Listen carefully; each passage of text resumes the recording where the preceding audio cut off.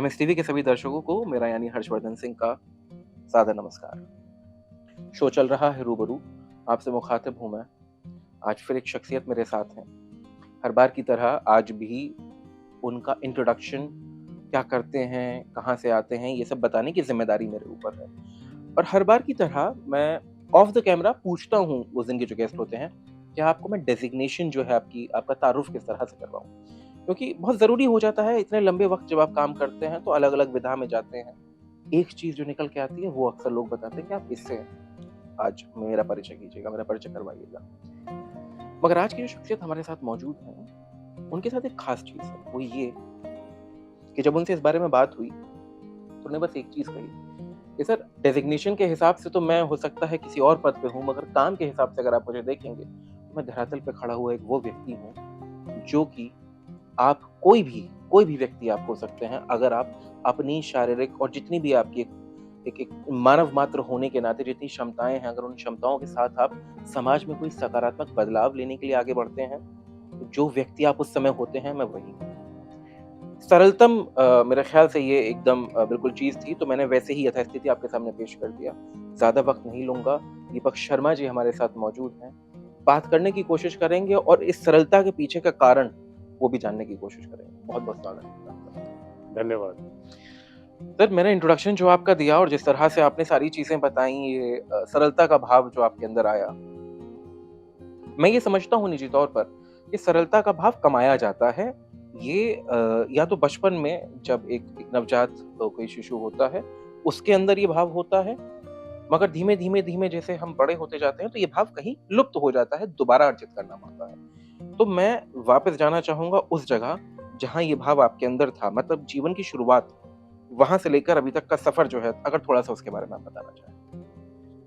धन्यवाद हर्ष, आज आमंत्रित करने के लिए। जी, और मैं अगर शुरुआत करूं तो मैं बॉर्न एंड ब्रॉट अप एक टाउन है अलीगढ़, जी, यहाँ से करीब 100 किलोमीटर दूर, वहाँ मेरी पैदाइश है। और मेरे फादर फिजिक्स के लेक्चरर थे वहाँ अलीगढ़ मुस्लिम यूनिवर्सिटी में, एएमयू में, जी, है ना। और उसके बाद 1960 में मेरा जन्म हुआ और वहीं से मेरी स्कूलिंग हुई है। मैंने वहाँ एक सीबीएसई से हायर सेकेंडरी किया 1977 में, ओके, 1977, और जी, फिर एएमयू में इंजीनियरिंग कॉलेज में एडमिशन लिया और 1982 का मैं इलेक्ट्रिकल इंजीनियरिंग ग्रेजुएट हूँ। ओके, और मुझे बहुत फ़ख्र है कि मैं 1982 का अपने बैच का गोल्ड मेडलिस्ट हूँ। बहुत खूबसूरत। लेकिन ये जो जर्नी रही 20-22 साल की, इसमें मेरे फादर वो अब इस दुनिया में नहीं है, लेकिन वो मेरे आदर्श हैं। उनका शुभ नाम? उनका लेट डॉक्टर एम के शर्मा। और मेरे शुरू से ही वो एक तरीके से गाइड, मार्गदर्शक, आइडियल रहे और रहेंगे मेरे आखिरी दिन तक। सर, मैं माफ़ी चाहूँगा, मैं बीच में आपको रोक रहा हूँ, ये तरीका शायद गलत है, मगर मैं थोड़ा-सा ये जो व्यवस्था है जिसमें एम के शर्मा जी आपने कहा स्वर्गीय, तो उसकी फुल फॉर्म भी अगर आप कहें, क्योंकि एक महान व्यक्ति जिनके कामों की वजह से आज आप यहाँ बैठे हैं, हम आपसे बात कर रहे हैं, उनका कम से कम पूरा नाम जाना तो चाहिए। जी, उनका पूरा नाम लेट श्री महेंद्र कुमार शर्मा बहुत खूबसूरत। जी, है। मैं था नहीं बोलता, है बोलता हूँ, क्योंकि मेरे लिए वो हमेशा मेरे दिल जी, के जीवित हैं। करीब हैं और रहेंगे। जी, सो 1982 में इंजीनियरिंग करने के बाद सफ़र शुरू हुआ, जैसे नॉर्मल किसी भी एक नवयुवक का होता है। Engineering graduate. इंजीनियरिंग ग्रेजुएट, नौकरी। हुँ, तो नौकरी शुरू की 1982 में। जी। एनटीपीसी, राष्ट्रीय ताप विद्युत निगम, एक पब्लिक सेक्टर है, जी, जी, जी। तो उसमें नौकरी की करीब 14 साल। और उसके बाद कई जॉब्स बदले। एनटीपीसी से हमने एबीबी, एक स्वीडिश मल्टीनेशनल है, ओके, उसमें काम किया करीब 8 साल। और फिर टाटा पावर में हमने 4 साल करीब काम किया। और 5 साल हमने टाटा टेली सर्विसेज या टाटा डोकोमो में काम किया ओके। 2013 तक। इस बीच में काफ़ी घूमना हुआ अलग-अलग शहरों में? बिल्कुल, बहुत हम लोग ऑफ़िशियली बहुत कुछ घूमना हुआ। जी, और इसी दौरान, मतलब इसी दौरान जब मैं 36 साल का था जी, और एबीबी में था, उसी दौरान मैं किसी ऑफ़िस के काम से कलकत्ता गया था। और वहाँ कुछ ऐसा इवेंट हुआ जिसने जीवन में एक ऐसा परिवर्तन लाया या ऐसी सोच डाली कि क्या जीवन खाली अपने तक सीमित रहना है? जी, ये जो ज़िंदगी मिली है, ये अपने तक सीमित रहनी है या अपने से आगे भी कुछ सोचना है। तो ये जो नींव है मेरी 36 साल की उम्र में कलकत्ता शहर में पड़ी, और इसका काफ़ी कुछ बखान मैंने अपनी किताब में भी किया है, जो हम आगे बात करेंगे। जी, मैं उस इवेंट के बारे में थोड़ा-सा जानना चाहूँगा, क्या इवेंट था ऐसा स्पेशल जो कि टर्निंग पॉइंट, पिवट पॉइंट के तौर पे आपकी ज़िंदगी में आया? तो जैसे मैंने बताया, मैं ऑफिशियल विजिट पे कलकत्ता गया था और हुँ, शाम को ऐसे ही गेस्ट हाउस में था, तो मैंने केयर टेकर से पूछा, भाई यहाँ कोई आस-पास ऐसी जगह है जो मैं विजिट कर लूँ? तो उसने मुझे दिया कि सर यहीं पार्क स्ट्रीट में मिशनरी ऑफ चैरिटी है, हुँ, तो आप वहाँ जा सकते हैं, देख सकते हैं वहाँ। ओके, तो मैंने कहा चलो देख के आते हैं। तो हर्ष मैं वहाँ गया, करीब 15-20 मिनट रुका, जी, और जिस तरीके का वहाँ मैंने लेडीज़, यंग लेडीज़, मैं भी उस वक़्त 36 साल का था, 35 साल, 30 साल, 40 साल की महिलाएँ रही होंगी, और जिस हुँ, तरीके के वो पेशेंट्स के साथ काम कर रही थीं, जी, तब मुझे लगा कि यार ये भी तो मेरी तरह ही इंसान है, इन्होंने ये काम क्यों सेलेक्ट किया? ये भी तो पढ़ी-लिखी लग रही हैं, ये जॉब कर सकती थीं, लेकिन why they have chosen to do this type of work, serving the humanity. बस वो जो 15-20 मिनट थे, उस रात में वापस आके सो ना सका, और यही व्यथा चलती रही कि भाई क्या करना है आगे चल के? क्या यही जीवन है कि बस हम अपने लिए जीते रहें, अपनी फैमिली के लिए जीते रहें?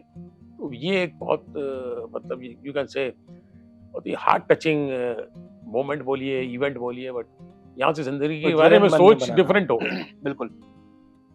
क्या तब तक शादी हो चुकी थी?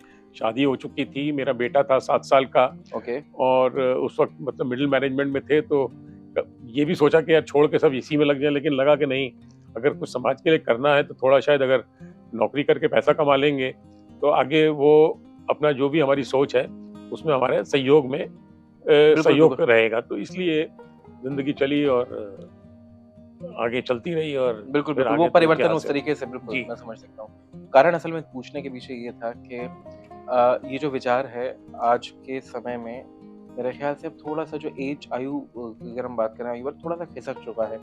आपको 36 साल में ख़्याल आया, अब आजकल की जनरेशन में ये 27-28 तक ये ख़्याल आ जाता है लोगों को करने का। और ज़िम्मेदारियों की वजह से कई बार कुछ लोग नहीं कर पाते हैं, मगर ज़िम्मेदारियों के साथ उनके रहते हुए आप और ज़िम्मेदारियाँ और या फिर उन ज़िम्मेदारियों का प्रवाह कैसे बदलते हैं, वो समझने के लिहाज़ से मैंने ये चीज़ कही। तो मैं इसमें ये जोड़ना चाहूँगा जी। कि जब मैं वापस आया, हुँ, तो तब तक मुझे ऑब्वियसली ज़्यादा एनजीओज़ का आइडिया नहीं था, लेकिन तभी मेरे एक कोलीग हैं, उनसे ऐसी बात चली कि यार क्या करना चाहिए, तो उन्होंने सजेस्ट किया। तो ये समझिए कि 36 साल की उम्र से मैंने 1-2 संस्थाओं में गर्ल्स एजुकेशन के लिए मतलब चेक लिखना तो शुरू कर दिया, छोटा अमाउंट 1000-1500 का, उस वक़्त टाइम में वो जी, भी जी, काफ़ी जी, अमाउंट बिल्कुल। होता था। तो वो काम मैंने 36 साल की उम्र में शुरू कर दिया, to support girls education, and I was contributing annually some 2000 per year और समथिंग लाइक दैट। सर अगर मैं पूछूँ इस सवाल को तो why girl education? Any specific reason behind that कोई कोई एक विशेष कारण उसके पीछे? सर मतलब ये चीज़ मैं अभी बोलूँगा, ये कोई नई चीज़ नहीं है, लेकिन ये सबको पता है, India is a developing nation, जी, ठीक है ना? और we want to be a developed nation. जी, तो मुझे जो पर्सनली फ़ील होता है, और बहुत लोगों को फ़ील होता है, कि अगर देश की हर लड़की पढ़ ले, जैसे बोलते हैं ना, अगर एक लड़की पढ़ लेती है तो पूरा परिवार परिवार पढ़ लेता है, पढ़ता है। ठीक है ना? तो वही सोच थी कि अगर आज हिंदुस्तान में हर बच्ची एक अपने पैरों पे खड़ी हो सके पढ़ के, तो शायद भारत जो है बहुत जल्दी डेवलप्ड नेशन हो जाए। जल्दी डेवलप हो जाएगा। अब इसके पीछे का भी खासा मैं कारण बताता हूँ पूछने के पीछे। उसके पीछे ये है सर क्योंकि आज के समय में एक बड़ी आपने टर्म सुना होगा ट्रेंडिंग। आजकल women empowerment and at the same time working for the rights of girl child ये बहुत ट्रेंडिंग है। ट्रेंडिंग किस लिहाज से कहता हूँ मैं वो ये कि लोग इस काम को कर तो रहे हैं मगर उस तरीके से कर रहे हैं मैं किसी को गलत या सही की परिधि में न रखते हुए एक बात बस जो मेरी समझ कहती है वो कहना चाहता हूँ कि उस लिहाज से करते हैं ये काम कि पता चले कि हम ये काम कर रहे हैं पीछे का मंतव्य क्या है वो चीज समझना मेरे ख्याल से ज्यादा जरूरी है क्योंकि लंबी कोई भी चीज तभी जाती है जब उसके पीछे का मंतव्य साफ हो। ये मेरा कारण था ये पूछने के श्योर। पीछे। सर अब मैं समझना थोड़ा-सा चाहूँगा वैसे तो किताब की आपने बात कही है मगर वो डोर थोड़ी बाद में जाके पकड़ेंगे। एनजीओज़ वाली जो चीज़ है, वो कलकत्ता का दिन आपका जाना, देखना, मन के अंदर उद्वेलन आपके होना और उसके बाद वापस सारी चीज़ें एक होना जो अंतर्द्वंद हो गया बिल्कुल, बेसिकली। बिल्कुल समझ सकता हूँ मैं। एनजीओज़ की जो कहानी है, चेक लिखने के बाद से वो कहाँ से शुरू हुई जिससे ना आपको लगा कि अब मैं पूर्णतः इसमें कूद जाऊँगा, सारी पूरी तरीके से? तो ये इसका जवाब हर्ष ऐसा है कि जब मैं जैसे 96-36 साल की उम्र में ये आया, तो जैसे एक ही बेटा था और हमारा एक ही बायोलॉजिकल चाइल्ड है। जी। आज की डेट में बहुत सारी बच्चियां हैं जो पापा और अंकल गुड बोलती टर्म हैं, बायोलॉजिकल चाइल्ड, है ना? Got it. है ना? क्योंकि तो ये था कि वो 21-22 साल का जब हो जाएगा, जी, तो अपने पैरों पे खड़ा होगा। बिल्कुल सर। और हमारी ज़िम्मेदारी जो मैं समझता हूँ एक माता-पिता की होती है कि भाई बच्चा एक बार पढ़ लिख के अपने पैरों पे खड़ा हुआ तो फिर उसकी ज़िंदगी है। जी, जी, जी। तो बड़ा क्लियर था मैं कि 52-53 तक जब तक मैं पहुंचूंगा वो 21-22 साल का हो चुका होगा, जितनी भी पढ़ाई की होगी अपने पैरों पे खड़ा होगा और वो बिल्कुल उचित समय होगा। मुझे अपना अगर ईश्वर ने उतनी जिंदगी दी है तो मैं बाकी जीवन निर्वाह जो है कुछ ऐसे काम में करूं कि जो कि देश की ग्रोथ में और helps towards developing a the one nation need better. It, बिल्कुल, बिल्कुल, जिसको तो आवश्यकता है इसलिए उसकी। बड़ा क्लियर जैसे बोलते हैं ना वो मैप बना हुआ था, एक पाथ बना हुआ था कि 52-53 और अब बताऊं मैं 2009 में जब मैं जी, काम कर रहा था टाटा टेली सर्विसेज में, तभी से मैं इस संस्था के साथ जुड़ गया उदयन केयर के साथ as a part time volunteer. क्या नाम बताया संस्था का? उदयन केयर, उदयन केयर, जी, ठीक है, ये 30वें साल में है, 29 साल पुरानी संस्था है। जी, तो 2009 में मैं और वाइफ जो है जुड़ गए while I was working okay, और 4 साल 2013 तक हमने संस्था को भी अच्छे से समझ लिया बिल्कुल, कि काम क्या है, बहुत साफ सुथरा काम है, नीट काम है और ट्रांसपेरेंट वे में काम होता है और इसका रियल इम्पैक्ट दिखता है समाज में। जी, तो वो एक तरीके से ड्यू डिलिजेंस हो गई उन 4 साल में और 53 52-53 तक हमें ये करना ही था। तो बस वही जैसे होता है ना कि भगवान ने पहले बीज बो दिया जी, जी, जी, 2009 में और 2013 में वो पेड़ अंकुरित हो गया, तैयार हुआ, अंकुरित हुआ और हमने सब त्याग के और इसमें पूरी तरह जुट लग गए, गए। बिल्कुल। बिल्कुल।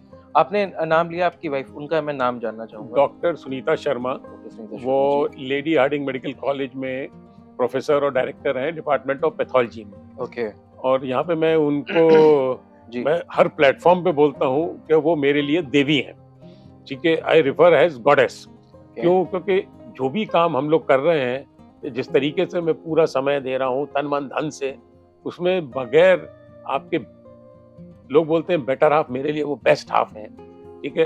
तो उसके उनके सहयोग के बगैर ये चीज़ संभव नहीं थी। And the way she has supported contributed also. वो जॉब कर रही हैं लेकिन जितना भी समय निकाल पाती हैं शनिवार, इतवार, वो डॉक्टर हैं तो बच्चों की सारी हेल्थ रिलेटेड मैटर्स वो हैंडल करती हैं। तो मतलब उनका कंट्रीब्यूशन मेरे कंट्रीब्यूशन से किसी भी हद मायने में कम नहीं है। और साथ में मेरी माँ का जिसके साथ मैं रहता हूँ, तो किताब में आप अगर पढ़ेंगे या लोगों ने जिन्होंने पढ़ी है, उसमें मेरी माँ का कंट्रीब्यूशन भी एक बिल्कुल मतलब she is also a big inspiration for me, my mother. So I would really thank the almighty that जी, हम पूरा परिवार जो है का सहयोग है और हम लोग मिलके ये काम इस को काम को आगे कर बढ़ा रहे रहे हैं। हैं, बिल्कुल। आपने जो कहा मेरे ख्याल से क्या आपको लगता है कि क्योंकि आपकी मदर और आपकी जो बेस्ट हाफ हैं, उनका क्योंकि इस पूरे आपके मिशन में अगर मैं मिशन इसको कहूँ तो मैं इट्स अ मिशन, जी, बिल्कुल। जर्नी है सर, नेवर एंडिंग। बिल्कुल, बिल्कुल, बिल्कुल, बिल्कुल, चिरकाल तक चलने वाली एक चीज़ जी, है। मतलब अ, अपने आखिरी दिन तक चलेगी। अपने आखिरी दिन तक मुझे लगता है कि आप उसे आगे लेके जाएँगे, फिर वहीं से कोई और सीधा सिखाएगा। एग्ज़ैक्टली, मैं ढूँढ रहा हूँ एक्चुअली कि जो बिल्कुल, मेरे से बागडोर ले सके। लेगेसी आगे, बिल्कुल। सक्सेशन प्लानिंग जिसे बोलते हैं। बिल्कुल, बिल्कुल, जी। तो जो बात थी वो ये कि कहीं उसके पीछे आपको लगता है कि इस सारे काम के पीछे ये 2 बहुत बड़े जीवित कारण हैं। एक तो आपकी मदर, जीवित कारण ऐसे नहीं कि जो आपके अंदर में जिनकी भावना स्वरूप में जीवित हैं, कि आपकी मदर और आपकी वाइफ ने जिस तरह से आपको सपोर्ट किया है, that has a very huge impact on you and because of what you are into this sort of thing. Sir 200% मैं बताया ना कि बगैर बेस्ट हाफ, बगैर माय गॉडेस और मदर से बढ़ के तो कोई रिश्ता नहीं होता सर। बिल्कुल, मैं आज बोल रहा हूँ कि बच्चे का और माँ का जो एक रिश्ता होता है ना, उससे बढ़ के लाइफ में शायद कोई रिश्ता नहीं है, क्योंकि उस माँ ने तो पैदा किया ना आपको। तो एट लीस्ट बिल्कुल। I believe in that philosophy that so do I. Relationship with mother is the strongest. मुझे यहाँ एक चीज़ याद आती है अभी ऑफ क्योंकि अब बात उस तरफ बढ़ी है। ज़ाकिर खान एक हमारे मैं ज़ाकिर खान साहब बोलता हूँ, बड़े आदमी हैं आजकल काम के लिहाज से।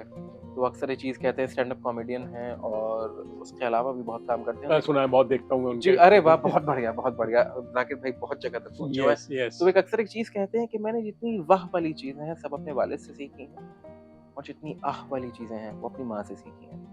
these minute delicate emotions we can only learn from a female because they might have a better idea about this. Absolutely.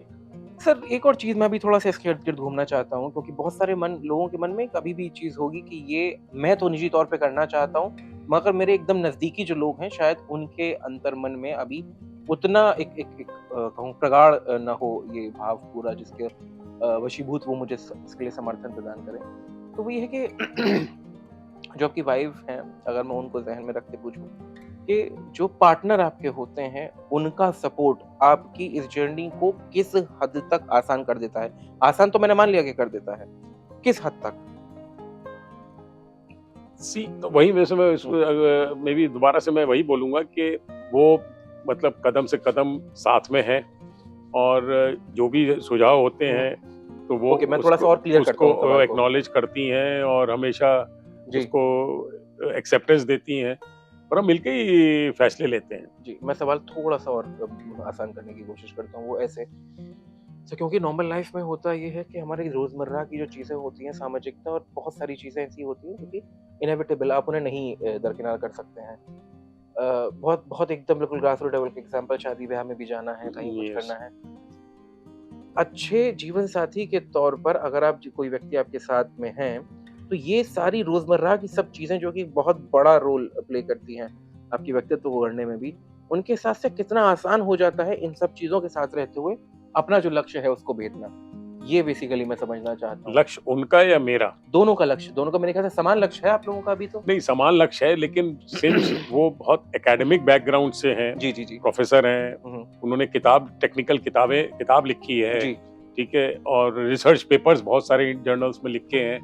तो डेफिनेटली मतलब पूरी फ्रीडम है हमें आपस में एक-दूसरे को हुँ, और एक-दूसरे का सहयोग भी है। जी। कभी जो आपको क्योंकि जब मैंने ये 2013 में छोड़ा था, हुँ, हुँ। डिस्कस तो हुआ ही था फैमिली में, बिल्कुल। लेकिन वो बोली कि देखिए जो दिल कर रहा है वो करिए। वाह! क्योंकि लोग बोलते हैं ना जीवन तो एक ही मिला है। वैसे मेरे हिसाब से तो जीवन रोज़ सुबह मिलता है जब आँख खुल जाती है। बहुत ठीक है ना? अच्छा। लेकिन ये है कि मान भी लें कि जीवन एक मिला है, तो जो एक होता है ना जिस चीज़ के बारे में आप पैशनेट हैं, ठीक है? पैशन सबसे ज़रूरी है, कोई भी काम आप करें। बिल्कुल। अगर आप स्पोर्ट्स खेल रहे हैं और आप उस स्पोर्ट्स के लिए पैशनेट नहीं है, तो आप बेस्ट परफ़ॉर्म नहीं कर पाएँगे। तो हर चीज़ में जिस भी क्षेत्र में कोई है, उसको अगर पैशन है तो इसलिए मेरी वाइफ़ का जैसे एकेडमिक्स में बहुत पैशन है ओके। और वो ट्रैवल करती हैं, एग्ज़ाम देने जाती हैं, पेपर सेट करती हैं, मतलब बहुत व्यस्तता है उनकी। अगर मैं बात करूँ तो उनकी ज़िंदगी भी सुबह 6 बजे शुरू होती है क्योंकि 8 बजे वो कॉलेज जाना होता है और शाम को 6 बजे आती हैं और फिर रात में अपना कुछ ना कुछ रिसर्च का काम, मैं अपना काम पे लगा रहता हूँ टू बी जी। ऑनेस्ट। ठीक है, मुझे कहीं प्रपोज़ल भेजना है, किसी को फ़ॉलो अप करना है, फ़ोन करना है, बिल्कुल, वो बिल्कुल, अपनी 50 काम होते हैं है ना? ज़रा-ज़रा। और वो एकेडमिक मदर साथ में है, शी इज़ 81 इयर्स ओल्ड। उनके साथ भी हमें समय जितना स्पेंड कर सकते हैं वो करते हैं। साथ में हम टीवी देखते हैं, मैं मदर के साथ। उनको क्रिकेट का बहुत शौक है तो हम मिलकर क्रिकेट मेरे को भी बहुत शौक है, अच्छा। जो मैंने किताब में लिखा है तो हम लोग मिलके मैं और मदर टीवी मैच साथ में देखते हैं। जैसे आईपीएल चल रहा है तो शाम को 1-2 घंटा हम लोग टीवी देखते हैं, डिस्कस करते हैं। तो मतलब ये है कि बहुत बताया ना कि इंडिपेंडेंस है इन टर्म्स ऑफ कि भई जो आपको करना है करिए, मैं आपके साथ हूँ और सेम वे जो आपको करना है वाइस करिए। वर्सा बिल्कुल। हाँ, तो इसलिए तभी मैं बताया ना कि बार-बार बोलता हूँ कि she is a goddess to me. ऐसी मतलब मेरे पिताजी ने और उनके पूर्वजों ने अच्छे कर्म किए होंगे। I got such a wife. Udayan care के साथ जुड़कर जो आपका अभी तक जो आप करना चाहते थे working for girl child and all the things that they wanted, they needed, providing them with that and other, all the things that we can imagine of providing. कौन-कौन सी चीजें हैं सर जो अभी आप कर रहे हैं वर्तमान में? तो मैं थोड़ा-सा आपको बताऊँ कि उदयन केयर क्या कर रहा है पिछले बिल्कुल, 29 बिल्कुल। साल में। ये जानना भी दर्शकों के लिए बहुत ज़रूरी है। आवश्यक है, ठीक है? सो उदयन केयर 7 फरवरी 1994 1994 में शुरू हुई थी। आज हम 30वें साल में हैं और आज जो भी मैं कर रहा हूँ, I owe everything to Udayan care and I am grateful to Udayan care कि उन्होंने मुझे अपनी शरण में लिया और मुझे ये मौका दिया। तो पहली चीज़ तो ये हो गई। उदयन केयर करता क्या है? इसके कई सारे प्रोग्राम्स हैं। पहला जो प्रोग्राम है, उसमें हम होम्स रन करते हैं, उन बच्चों के लिए जिनके माता-पिता नहीं हैं। ओके। तो we call them children without parental care, ठीक है? सो उन होम्स को हम रन करते हैं। आज की डेट में हमारे 16 होम्स हैं, 14 एनसीआर में, 1 जयपुर में और 1 कुरुक्षेत्र में। ओके। और इन 16 होम्स में 12 गर्ल्स होम्स हैं और 4 बॉयज़ होम्स हैं। ओके। और इन सारे होम्स में जैसे मैंने बताया मेंटर पेरेंट्स का कॉन्सेप्ट है। तो मैं और मेरी वाइफ मेंटर पेरेंट्स हैं ग्रेटर नोएडा होम में, जो सबसे बड़ा होम है संस्था का, और आज सारे होम्स में मिलके करीब 250 बच्चे परवरिश ले रहे हैं, बिल्कुल एक फैमिली एनवायरनमेंट में। और जब मैं फैमिली एनवायरनमेंट बोलता हूँ तो बच्चे जब 21-22 साल के पढ़ाई करके निकलते हैं, जॉब वगैरह में हम उनको गाइड करते हैं, सपोर्ट करते हैं, फिर वो पीजी में शिफ्ट होते हैं तो हम जाके देखते हैं कि पीजी ठीक है नहीं ठीक है, लाइक एनी पेरेंट और गार्जियन। बिल्कुल बिल्कुल। तो पूरा उस तरीके से है। हम शादियां करते हैं, अभी तक हम 24-25 शादियां कर चुके हैं उज्जैन केयर में, ज्यादातर लड़कियों की, बट कुछ लड़कों की भी जो बॉयज होम से निकले हैं। बहुत अच्छा। और एक शादी तो हमने अभी 11 मार्च को एक गुरुद्वारे से की, एक बच्ची की। सो और फिर ग्रैंड चिल्ड्रन है, मतलब अगर हम बोले तो हमारे कम से कम 30-35 ग्रैंड चिल्ड्रन है। ओके। तो पूरा एक बड़ा परिवार है और बहुत ही मतलब as I said family environment की तरह हम लोग लाइफ लॉन्ग हमारी रिलेशनशिप है इन बच्चों के साथ। जी। तो ये बच्चे कई बार वीकेंड्स पे हमारे घर आ जाते हैं, छुट्टी होती है, they spend the weekend with our family, मैं वाइफ और मदर के साथ। बिल्कुल बॉन्डिंग बिल्कुल एक एज आई सेड परिवार की तरह है। आपने ग्रैंड चिल्ड्रन का नाम लिया, कोई एक आध का नाम अभी याद है फिलहाल? एक का याद है, चैंप करके बोलते हैं, एक हमारी डॉटर है और उसका बेटा चैंप चैंप करके उसका निकनेम है और क्लास 4th में पढ़ रहा है वो। अच्छा। तो ये बहुत खूबसूरत कारण ये है क्योंकि मुझे अभी भी याद आता है कहीं वो बड़े बुजुर्ग कहते थे कि मूल से ज्यादा ब्याज वो पसंद होता है, तो उस लिहाज से मैंने कहा शायद ये इनके नाम में आप एक बार को ये हो सके मगर वो याद रहेंगे। जी। और दूसरा फिर हमारा एक और प्रोग्राम है, ये तो एक प्रोग्राम घर प्रोग्राम हो गया जिसको बोलते हैं हम। दूसरा एक हमारा प्रोग्राम है जो कि पैन इंडिया है, we are there in 13 states in 32 cities. उसको हम बोलते हैं Udayan Shalini fellowship programme. Shalini means dignified women. जी जी जी जी। तो ये प्रोग्राम जो है ये उन बच्चियों के लिए है who come from economically weaker section। Okay. वो रहती अपने माता पिताओं के साथ हैं। हम उनको क्लास 11 से लेके और ग्रेजुएशन तक इस प्रोग्राम में लेते हैं और सपोर्ट करते हैं with fellowship, mentorship, workshops, corporate visits, और इनकी सबकी सोर्सिंग गवर्नमेंट स्कूल से होती है। और इसके क्राइटेरियाज हैं कि इनकी 10th में 60% होना चाहिए, इनकी फैमिली इनकम मंथली जो है 18,000 से कम होनी चाहिए। और तो ये 2-3 चीजें जो अगर फुलफिल होती हैं तो बच्ची फॉर्म भरती है, टेस्ट, इंटरव्यू, वो पूरा मतलब प्रोसेस है। और उसके बाद हर चैप्टर में, जैसे हमारे 32 चैप्टर हैं, चेन्नई एक चैप्टर हो गया या बेंगलोर चैप्टर हो गया, तो इस तरीके से हर चैप्टर में हम 40 से 50 बच्चियां हर साल लेते हैं क्लास 11th में। और वो 5-6 साल हमारी जर्नी रहती है और करीब अब तक हम लोग 13,000 गर्ल्स को पैन इंडिया डायरेक्टली इम्पैक्ट कर चुके हैं थ्रू दिस प्रोग्राम। और hundreds of success stories, मतलब you name any corporate you will find a Shalini working there।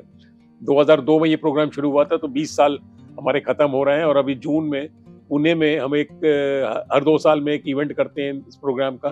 तो पुणे में हम 22 से 24 जून को हम एक इवेंट ऑर्गेनाइज कर रहे हैं for this, we call it celebrating change. Wow, this is very good. ये जो आपने बताया क्राइटेरिया, तो what if there is a person or there is a girl out there who don't fulfill this particular thing? For example, जैसे अगर मैं कहूँ कि उनकी पूरे परिवार की जो मासिक आय है वो 18,000 से कम वाली चीज है जी, मगर एक बहुत बड़ा सेक्शन ऐसा भी है जहाँ पर घर के जो बड़े हैं वो अपनी निजी किन्हीं आदतों की वजह से शायद आय उतनी हो मगर शायद उसे इन्वेस्ट बच्चों पे ना करते हो। तो उस परिस्थिति में भी क्या हम आगे बढ़ के उनकी मदद करने की कोशिश करते हैं? क्या इसके लिए कोई चैनल है? तो हर्ष ऐसा है ना कि अब ये प्रोग्राम 32 सिटीज में चल रहा है। जी जी जी। और यू कैन से जैसे होता है एसओपी, स्टैंडिंग ऑपरेटिंग प्रोसीजर्स बने हुए हैं, तो क्राइटेरियाज को बहुत ज्यादा डेविएट करेंगे तो फिर वो एक्सेप्शंस बहुत हो जाते हैं। जी बिल्कुल, ठीक है ना। तो ये क्राइटेरियाज में अभी तक ऐसा कोई चैलेंज आया नहीं है। और जब हम सैलरी और इनकम की बात करते हैं तो हम प्रॉपर एफिडेविट लेते हैं और फिर हम विजिट भी करते हैं बच्चों के। तो कई बार क्या होता है, बच्चे गलत इन्फॉर्मेशन दे देते हैं तो हम उन बच्चों को रिजेक्ट भी करते हैं। ओके, यस, ये जरूरतमंद के पास जाना चाहिए। Bill exactly. तो फिजिकली जब से हमने आज 50 बच्चे सेलेक्ट किए तो हम 50 बच्चों की होम विजिट करते हैं। ओके। और देखते हैं कि उनका रहन सहन कैसा है। और रहन सहन से यू कैन इजीली इमेजिन कि वो 18,000 से नीचे है या ये 50,000 वाले हैं।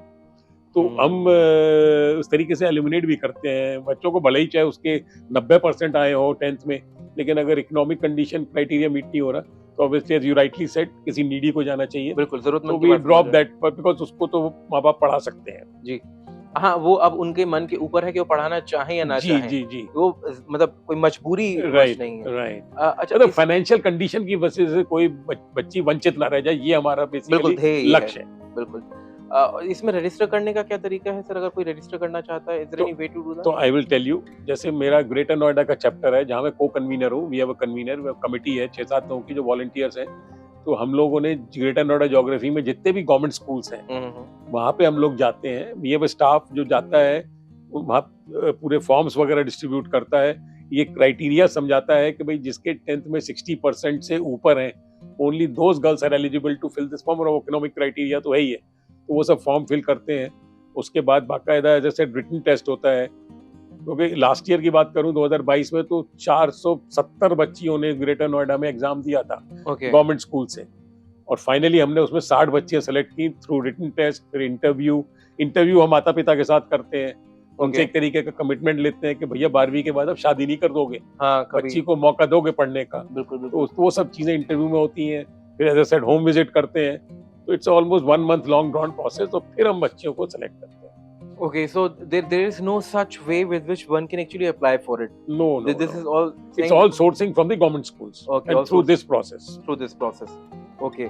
तो अगर कोई गवर्नमेंट स्कूल से भी करना चाहे तो उसका कोई स्कोप है नहीं, आप ही जाके गवर्नमेंट स्कूल्स में अप्रोच हम करते सारे जितने भी उस ज्योग्राफी के गवर्नमेंट स्कूल है, नोएडा में हमारा चैप्टर है, हैं। जी। तो नोएडा के चारों तरफ जितने भी गवर्नमेंट स्कूल है हम लोग जाते हैं okay, very good. With in a radius of about से 10-12 किलोमीटर्स। बिल्कुल, बिल्कुल, बिल्कुल, बिल्कुल। नहीं, ये बहुत मेरे ख्याल से एक सही चीज़ भी है इस लिहाज से क्योंकि ज़्यादा बड़ा एरिया लेने से बेहतर ये है कि कम एरिया में ज़्यादा इफेक्टिवली काम नहीं, किया जाए। उसका एक और रीजन भी है ना कि अगर हम 25 किलोमीटर का, हमारी वर्कशॉप्स वगैरह होती हैं रेगुलर, जी, ठीक है ना, तो महीने में कम से कम 2 वर्कशॉप्स, पूरे मॉड्यूल्स बने हुए हैं। तो अगर कोई 25 किलोमीटर की दूर की बच्ची आ गई, पता पड़ा वो वर्कशॉप नहीं अटेंड कर रही, खाली स्कॉलरशिप लेके चली गई, जी। तो मतलब हमारा मकसद ये है कि ओवरऑल पर्सनैलिटी ग्रूम बच्चे को करना है, खाली उसको फेलोशिप नहीं देनी है। वो तो बिल्कुल, एक बिल्कुल। छोटा सा हिस्सा है, बाकी चीजें तो हमारी just a part mentoring, of it, बिल्कुल। वर्कशॉप्स और बहुत सारी चीजें हैं जो हम करते हैं। एक हमारा और प्रोग्राम है जिसको हम बोलते हैं जी। IT and skilling centres, IT information technology and skilling centres. Okay, वो आईटी एंड स्किलिंग सेंटर्स। हाँ, जी, तो जी, वो जी। भी हमारे दिल्ली में 17 हैं, जी, एक बड़ौदा में और एक हैदराबाद में हमने शुरू किया लास्ट ईयर, और वहाँ पे भी हम करीब 25,000 बच्चों को, यूथ को कम्युनिटी से ट्रेन कर चुके हैं।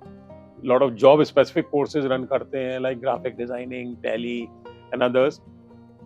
एनएसडीसी के साथ हमारा टाई अप है, ओके। तो को ब्रांडिंग National एनएसडीसी के Development, साथ है। और 70% हमारे को प्लेसमेंट कराना होता है, we have a placement cell. तो वो सारी चीज, बिकॉज एनएसडीसी की रिक्वायरमेंट है जी, जी, कि जी। आप हमारे साथ हैं तो आपका जो है pass out 70% should be the minimum placement. तो वो सारे हम लोग टारगेट्स अचीव करते हैं। तो ये प्रोग्राम भी हमारा 2004 से चल रहा है और बहुत Okay. इफेक्टिव है। और जी, जी, 19 सेंटर्स आते हैं। 19 centers are actually there. So you are actually giving the wings to all the girl child, all the people, those who need it to Right. fly. मैंने क्यों बोला ये, वो इसके पीछे कारण है आपकी किताब। ये तो सारी वो चीज़ें थी जो आपने मेरे सामने से बताई, मगर हर गुजरते दिन के साथ कुछ ना कुछ हम जीते हैं, सीखते हैं, और वो मेरे ख्याल से उसका सारा आपने अपनी किताब में। तो मैं आपकी किताब के बारे में थोड़ा सा जानना चाहूँगा, विंग्स टू फ्लाई जो कि सामने हमारे रखी है, इसकी मुझे कहानी बताइए। सो किताब का थोड़ा सा अगर मैं जाऊं ब्रीफ में, तो जी, मैं जैसे 2009 से 2013 तक पार्ट टाइम वॉलंटियर, फिर 2013 से तो फुल टाइम हो गया मैं संस्था के साथ। और ये कीप रिपीटिंग, ये मैं बहुत आभारी हूँ उदयन केयर का, जिन्होंने मुझे मौका दिया और मैं कुछ सहयोग कर पा रहा हूँ।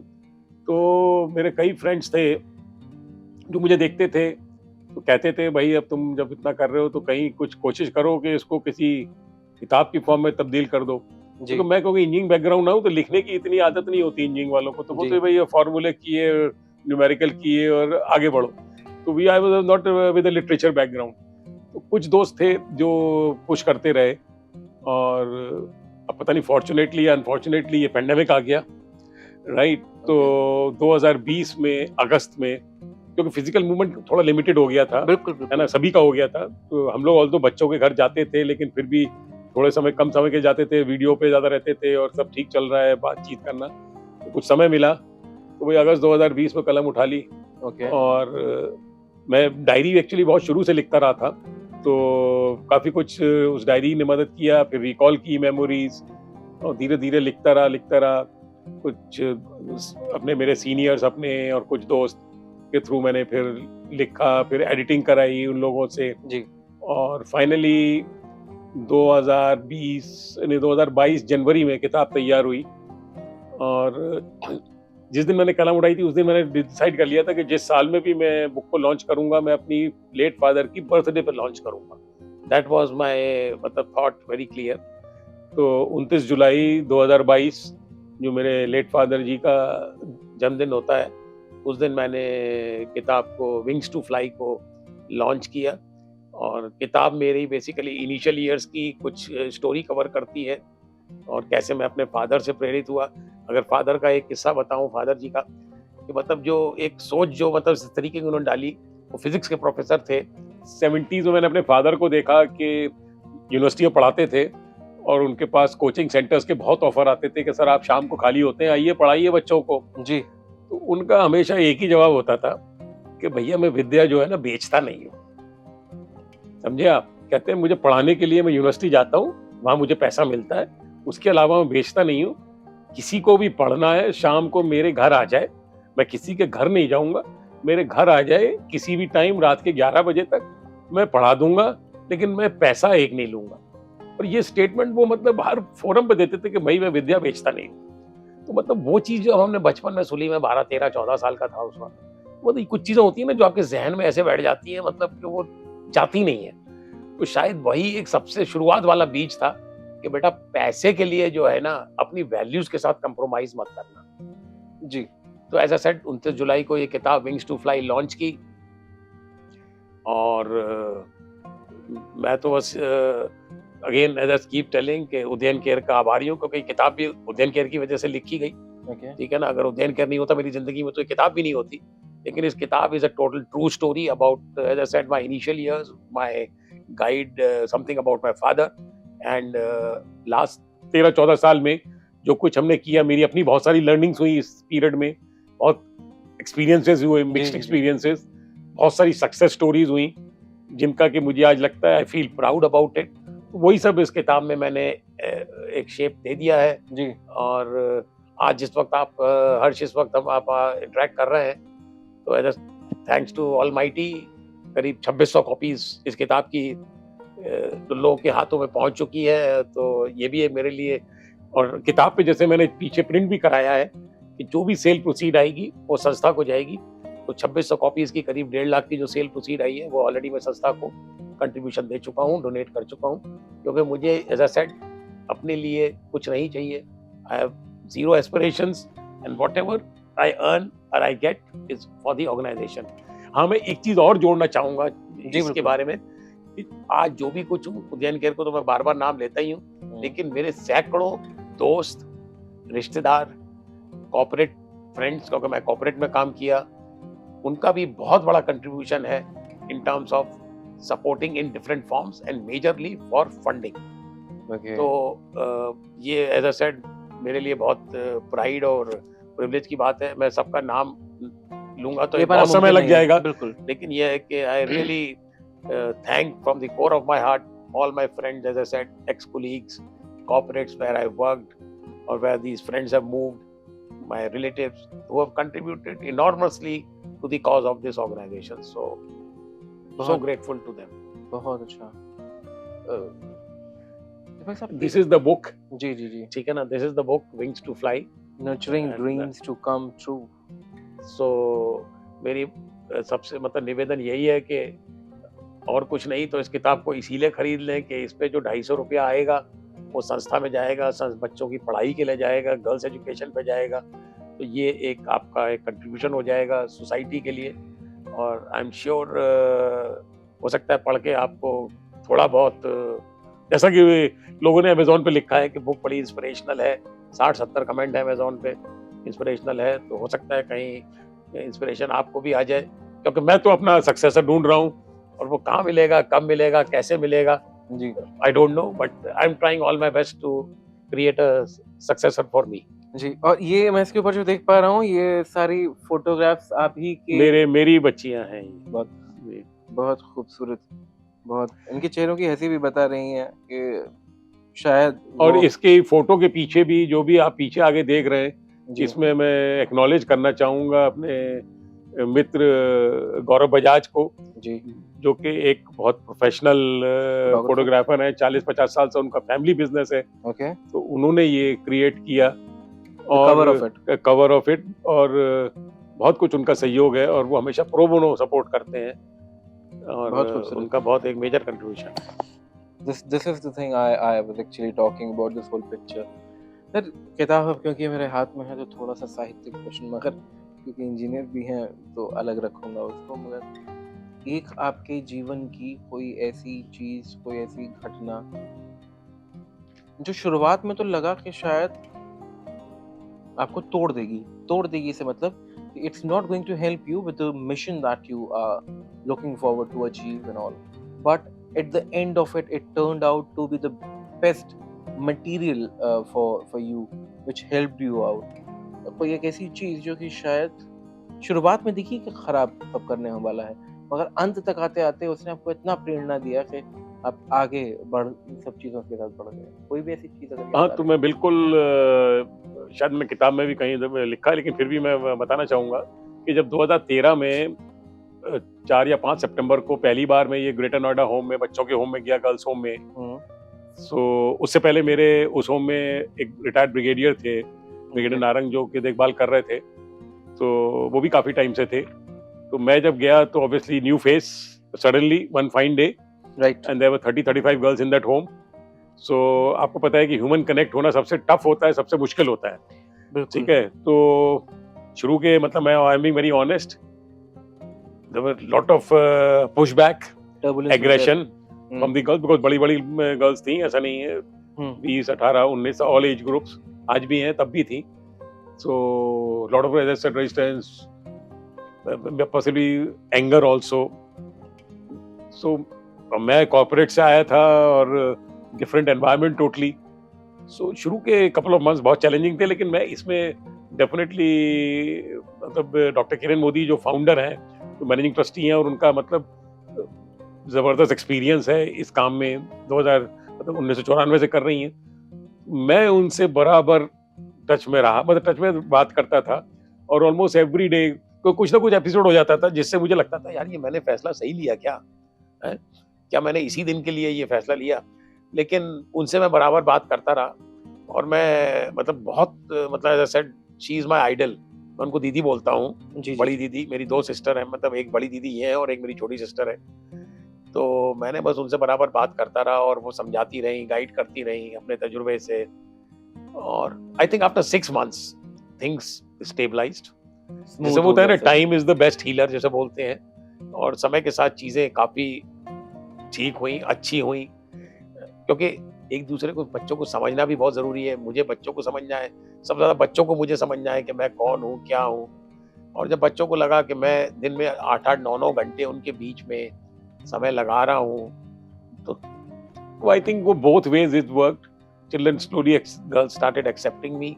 मेरा तो मिशन ही था कि भाई मुझे तो कुछ करना है ऐसा, तो बस ये था। लेकिन आज मैं अगर जैसे इतिहास में देखूं 10 साल पहले और आज मैं जहाँ हूँ, तो मैं ये बहुत कॉन्फिडेंटली बोल सकता हूँ कि ये जो 10 साल मेरे जिंदगी के हैं, I think the best years of my life, best years undoubtedly. बहुत बिकॉज भाई, और एक चीज और बताऊं मैं, जो मैं हर प्लेटफॉर्म पे बोलता हूँ जी कि मैं भाई किसी के साथ कोई एहसान नहीं कर रहा हूँ, okay. ना बच्चों के साथ, ना संस्था के साथ।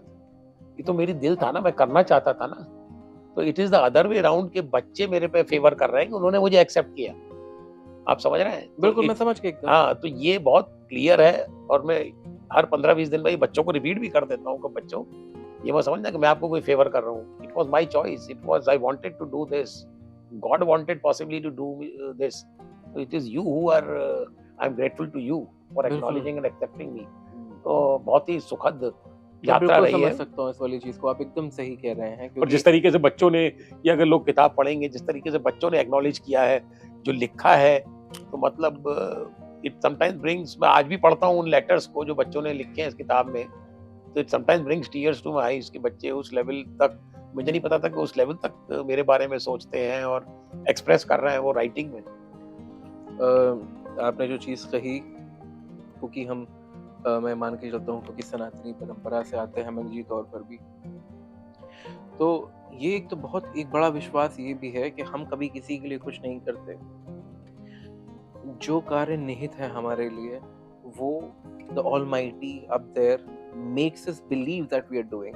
वो सामने कोई एक व्यक्ति बनकर या फिर कोई भी एक जिसको आवश्यकता है, वो बनकर हमसे वो पुण्य करवा रहे हैं और हम वो कर और मैं एक चीज और बोलता हूँ कि अगर बच्चा कोई 100% कर रहा है ना, तो 98% कंट्रीब्यूशन उसका है। हमारा तो 2% मात्र है कि भाई हमने उसको थोड़ी दिशा दिखा दी बिल्कुल। कि बेटा ये रास्ता सच्चा है, ये सही है, आप ऐसे करोगे तो अपनी मंजिल पे पहुंच जाओगे। करने वाला तो वही है ना, एग्जाम दे रहा है तो वो दे रहा है ना, मैं तो नहीं दे रहा ना। बिल्कुल। पढ़ाई कर रहा तो वो कर रहा है ना, मैं तो नहीं कर रहा ना। हमारी खाली थोड़ी दिशा दिखाना है, क्या सही है क्या गलत है ये समझाना है।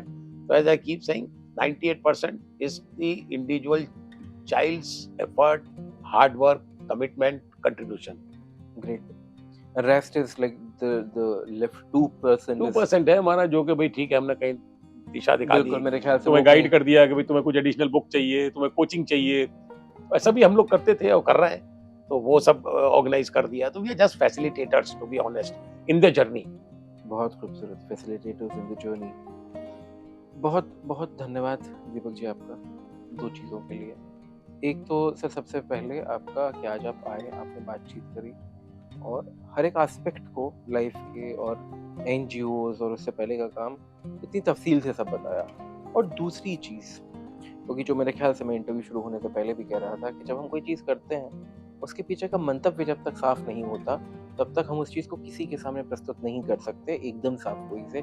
कहीं न कहीं कोई न कोई टर्बुलेंस क्रिएट होता ही है। कई बार हम लाजवाब होते हैं, कई बार सामने वाला लाजवाब होता है।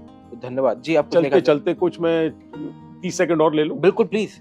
मेरा अपना शुक्र है ये डिबेट नहीं है, तो इसलिए आप 40 सेकंड भी ले तो सकते ये हैं। मेरा अपना निजी मानना है। हर इंसान के पास, ये एज सेड पर्सनल व्यू है, हर इंसान के पास 4 चीजें होती हैं। जी, समय 24 घंटे सबके पास है, जी, ठीक है। नॉलेज, हर एक के पास सम फॉर्म और द अदर नॉलेज है।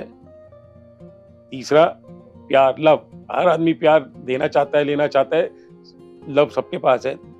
और चौथा है वेल्थ। किसी के पास 100 रुपया है, किसी के पास 100 करोड़ है, किसी के पास 50,000 है, व्हाटएवर। तो मेरा मानना यह है कि अगर समाज में जिसको भी इस तरीके का सामर्थ्य दिया है और इन 4 चीजों को किसी भी बेस्ट वे में कंट्रीब्यूट कर सकता है, तो आई थिंक उससे बढ़ के सोसाइटी के लिए मेरे हिसाब से कंट्रीब्यूशन नहीं हो सकता। These were the last words I wanted to share. बहुत बहुत और बढ़िया। किताब को भी मैंने 3 हिस्सों में बांटा है। फर्स्ट फेज लर्निंग फेज, जब हम स्कूल कॉलेज में होते हैं। जी, दूसरा फेज अर्निंग फेज, जब हम नौकरी बिजनेस व्हाटएवर। जी। और तीसरा फेज होता है रिटर्निंग फेज। वापस दिस इज द करना है वे आई समाज हैव को। Divided the book into 3 phases and now I am in the third phase of my life. Returning phase. Returning phase. बहुत बहुत अच्छा। I think we are also in the returning phase of this interview because each and everything that I asked you answered it, so it's now my turn to return that whole feeling that I had while listening to you. Thank you so much sir, बहुत बहुत शुक्रिया thank आपका। You हर्ष, आपको यहाँ आमंत्रित करने के लिए and I M obliged. Thank you. बहुत बहुत शुक्रिया सर। और उम्मीद करूंगा कि आने वाले समय में भी जैसे चैंप का नाम लिया, तो किसी दिन आप ही के संस्था से निकले हुए कोई चैंप यहाँ बैठे हों और मैं उनका इंटरव्यू करूँ और वो फिर बताएं कि हम वहाँ से आते हैं। उस दिन मुझे लगेगा कि शायद मेरा कुछ रिटर्निंग वाला काम मेरा भी पूरा हो गया। Absolutely. बहुत बहुत शुक्रिया आपका। Thank you so much. तो जैसा कि मैंने आपको शुरुआत में बताया था कि कोई भी प्राणी मात्र अपनी क्षमताओं के आधार पर इस समाज में जो भी सकारात्मक बदलाव लाने का मंतव्य रख के बढ़ता है, वो वही इंसान होता है जैसे आज मेरे साथ दीपक जी बैठे थे। सबसे ज़रूरी चीज़ यहाँ पे बस एक ही है और वो है आप जो भी काम करने के लिए बाहर जा रहे हैं, उसका मंतव्य साफ होना चाहिए। The idea behind that should be crystal clear. The reason behind this thought is ताकि किसी दिन जब पलटने का मन करे तो जो वो कारण है वो पलटने ना दे, वो कहे कि इस दिशा में अभी आगे बढ़ना है, वरना मोड़ बहुत सारे आएंगे और मन भी करेगा बढ़ने का।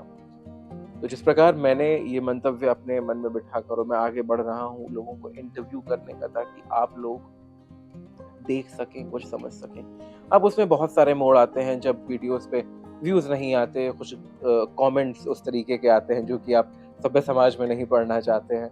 तो कई बार लगता है वापस मुड़ जाऊँ, मगर फिर याद आता है कि क्यों शुरू किया था। बस वही मंतव्य आप अपने अंदर भी जगा के रखिए। और क्लोज़िंग जैसा हर बार करता हूँ, खुद से और अपने आस-पास सब लोगों से प्यार कीजिए।